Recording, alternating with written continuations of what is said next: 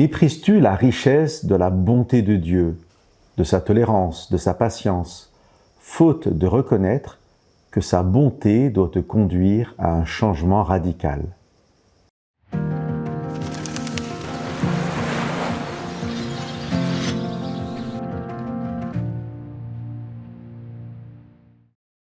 Qu'est-ce qui nous pousse à la repentance?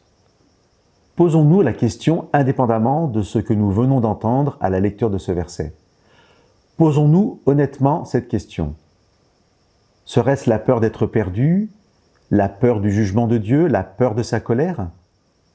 L'apôtre Paul vient de nous interpeller sur la richesse de Dieu, pas sur sa colère, pas sur son jugement, mais sur sa richesse. Dieu est riche, riche de bonté, de tolérance et de patience. C'est cette triple richesse qui doit nous amener à la repentance, à un changement radical. Mais comment connaître cette richesse de Dieu?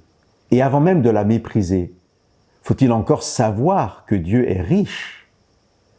Nous sommes invités aujourd'hui à mieux connaître Dieu, à mieux le reconnaître, à le redécouvrir ou à le découvrir si nécessaire.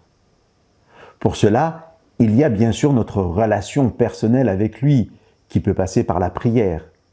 Mais je pense qu'il y a surtout la nécessité d'aller de nouveau à sa rencontre à travers ce que la Bible nous en révèle. Et principalement, redécouvrons les évangiles, redécouvrons la révélation que le Fils éternel fait homme, Jésus, nous offre du Père à travers sa présence parmi les hommes il y a 2000 ans.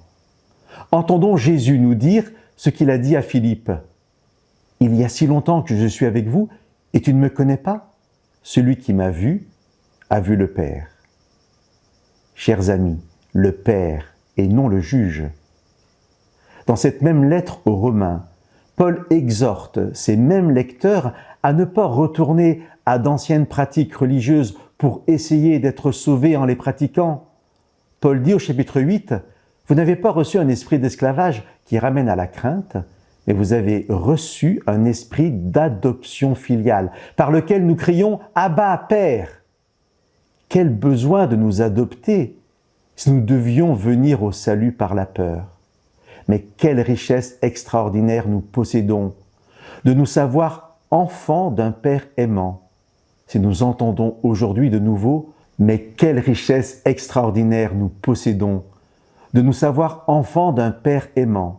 Si nous entendons aujourd'hui de nouveau que ce Père est riche de patience, de bonté, de tolérance. Comment cela n'amènerait-il pas au changement radical? Et nous, et ceux à qui nous partagerions cette extraordinaire nouvelle. Que Dieu vous bénisse.